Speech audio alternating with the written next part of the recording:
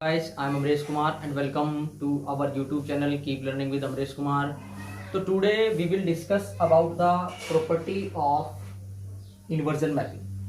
Very most important property है हमारे पास ये। तो ये प्रॉपर्टी बेसिकली कहती है, आप एक बार स्टेटमेंट रीड आउट करा देता हूँ मैं आपको, so that the transformation W equal to 1/z maps a circle in z plane to a circle in W plane और to a straight line if the circle in z plane passes through the origin.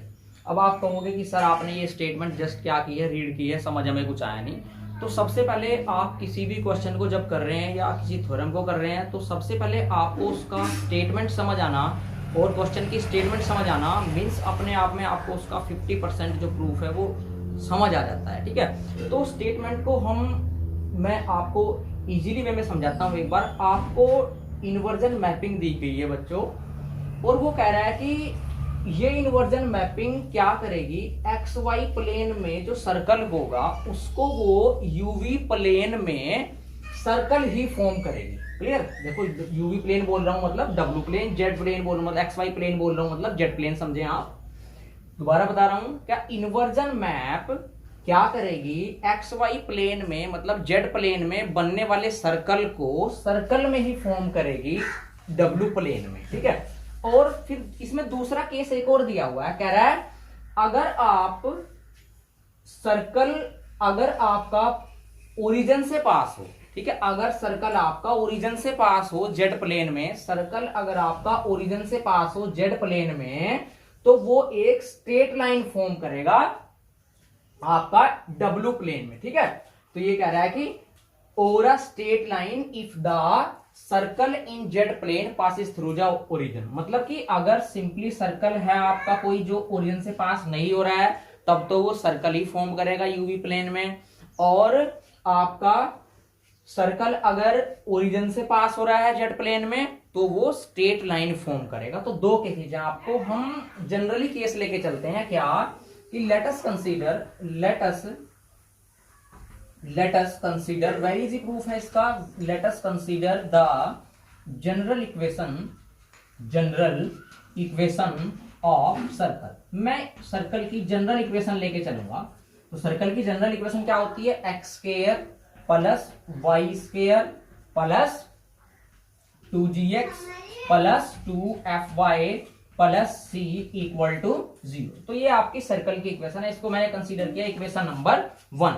ठीक है, तो यहां पे अब आपको ये बताना है ये कि ये सर्कल की इक्वेशन, देखो अगर इसमें c प्रेजेंट है मींस अगर कांस्टेंट टर्म प्रेजेंट है तो ये ओरिजिन से पास नहीं होगी। अगर कांस्टेंट टर्म मैं 0 ले लूं यहां पे तो ये सर्कल ओरिजिन से पास हो जाएगा। तो आपको c पे ही डिपेंड केस बनाने हैं कि अगर सर्कल में सेंटर आपका c अगर मैं 0 ले लूं मतलब ये ओरिजिन से पास हो रहा है, कह रहा है तब तो ये यूवी प्लेन में बनाएगा स्ट्रेट लाइन, और अगर मैं सेंटर को सी को नॉन जीरो लेके चलता हूं तब ये सर्कल जो है अगेन सर्कल में ही फॉर्म करेगी ये मैपिंग यूवी प्लेन में। ठीक है, तो उसके लिए क्या करें, आप पहले इस वाली इक्वेशन को यूवी प्लेन में कन्वर्ट कर ले, मतलब एक्स वाई के प्लेस पे क्या दिखना चाहिए आपको, यूवी दिखना चाहिए।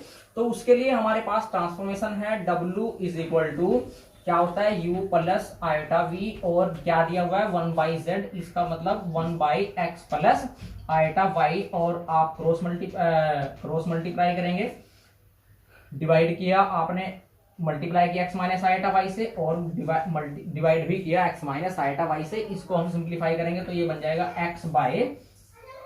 x minus iota y by x square plus y square, real part और इमेजिनरी पार्ट को यहां से कंपेयर कर दीजिएगा। तो ये क्या बनेगा, u हमें मिल जाएगा u is equal to x by x square plus y square बन जाएगा, और v क्या बन जाएगा आपका minus y by x square plus y square. ठीक है, तो मेरे पास अब क्या आ गया, u भी आ गया और v भी आ गया। लेकिन मुझे चाहिए क्या था, मुझे नीड थी x की और y की। मैं x की वैल्यू यहाँ uv की टर्म में पुट करूंगा, y की वैल्यू भी uv की टर्म में पुट करूंगा।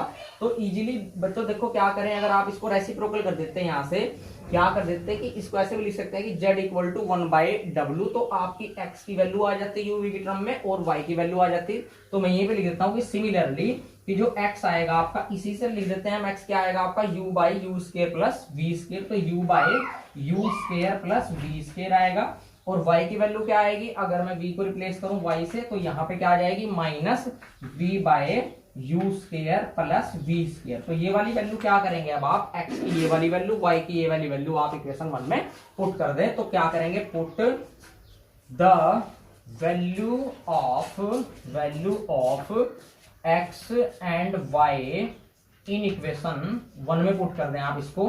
तो इक्वेशन 1 में जब पुट करेंगे आपका क्या बन जाएगा, ये x की वैल्यू क्या है u स्केयर, तो ये क्या बन जाएगी u square by u square plus v square का होल स्केयर आ जाएगा, प्लस y स्केयर, तो ये आप बन जाएगा v square by u square plus v square का whole square plus 2gx plus 2gx की वैल्यू क्या है आपकी u by u square plus v square, ठीक है, प्लस 2fy, तो प्लस 2fy की value minus v by u square plus v square और plus constant term equal to 0।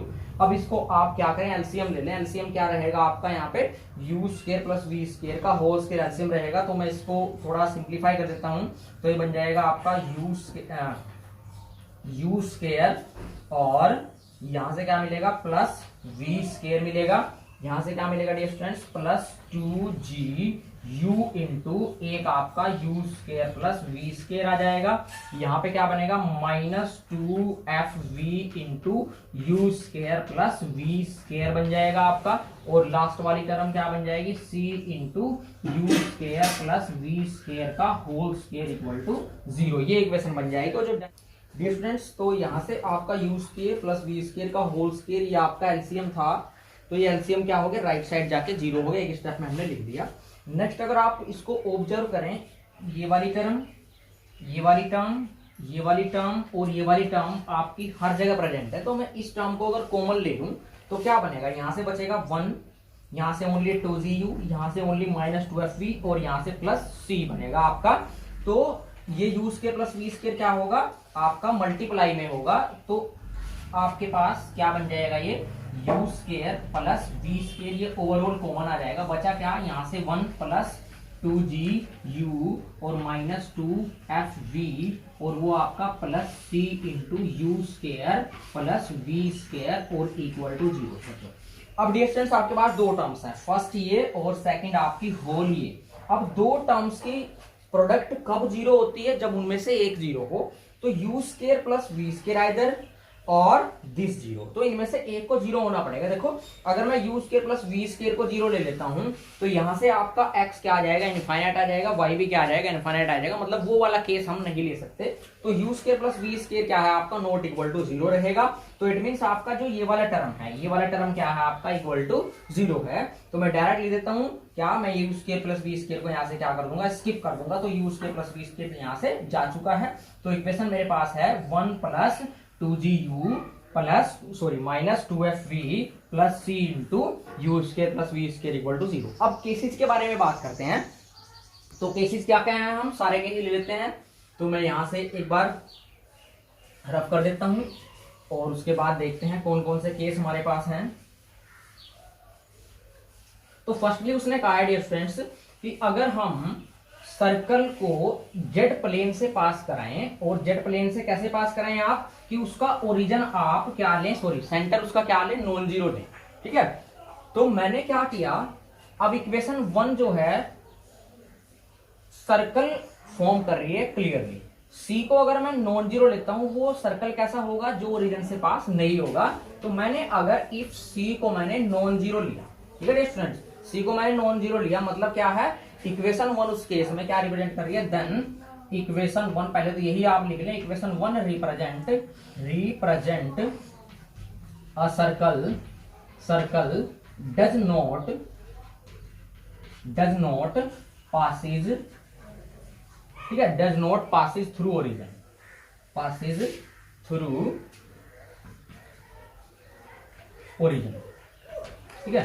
तो ये आपकी सेंटर से पास नहीं होगी, मतलब इसका सेंटर क्या होगा, passes does not passes through, ऐसे लिख लो आप, डज नॉट पासेज थ्रू 0 0। उसके बाद देखें, अब सी को अगर आप नॉन जीरो ले रहे हैं तो आपको ये बताना है कि ये वाली जो जेड प्लेन में इक्वेशन है ये आपकी यूवी प्लेन में क्या फॉर्म करेगी। अगर देखो सी को आप नॉन जीरो ले लेते हैं तो ये वाली इक्वेशन जो इक्वेशन 2 इसको नाम दे दो, तो 2 क्या रिप्रेजेंट करेगी, एक सर्कल फॉर्म करेगी जो ओरिजिन से पास नहीं होगा, क्योंकि यहाँ पे भी कांस्टेंट टर्म है।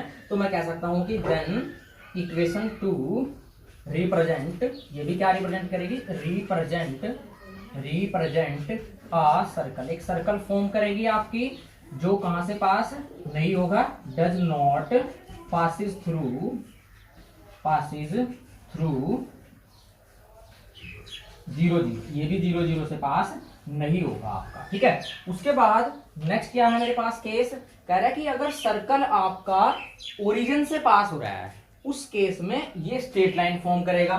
तो अब जब इक्वेशन 1 को मैं ऐसा सर्कल लूं जो ओरिजिन से पास हो तो इसका मतलब कांस्टेंट टर्म यहाँ पे प्रेजेंट नहीं होगी, तो इसका मतलब सी क्या रहेगा सेकंड केस में, ये फर्स्ट केस आपका और ये सेकंड केस में सी मुझे क्या लेना पड़ेगा, जीरो। देन इक्वेशन 1 क्या बनी, इक्वेशन 1 कैसा सर्कल बनी, represent a circle passes through zero zero, centre से ये ओरिजिन से पास हो रहा है। अब इस केस में अगर मैं सी को जीरो ले लेता हूं 2 में भी, तो देखो ये वाली टर्म क्या हो जाएगी, यहां से स्किप हो जाएगी, तो मेरे पास क्या बचेगा, देन इक्वेशन 2 बिकम्स, ये इक्वेशन 2 क्या बन जाएगी आपकी, equation 2 becomes 2GU minus 2FV plus 1 equal to 0। अब आप देख सकते हैं ये वाली क्या है, ये एक स्ट्रेट लाइन की इक्वेशन है, ठीक है, जो ओरिजिन से पास नहीं हो रही है, which is uh straight line, ये आपकी एक स्ट्रेट लाइन है। तो देखो दो ही केस थे हमारे, अगर सर्कल ओरिजिन से पास हो रहा है तो आपका क्या फॉर्म कर रहा है, ये स्ट्रेट लाइन फॉर्म कर रहा है। अगर सर्कल ओरिजिन से पास नहीं हो रहा है तो आपका ये सर्कल ही फॉर्म होगा जो ओरिजिन से पास नहीं होगा। Thank you students. और जो नेक्स्ट वीडियो मेरा होगा वो भी आपका क्या होगा, इन्वर्जन की एक और न्यूमेरिकल क्वेश्चन करेंगे जो मोस्ट इंपोर्टेंट रहेगा। तो आपको मेरी वीडियो कैसी लग रही है प्लीज आप कमेंट करके जरूर बताएं, और मेरी वीडियो को लाइक करें, शेयर करें।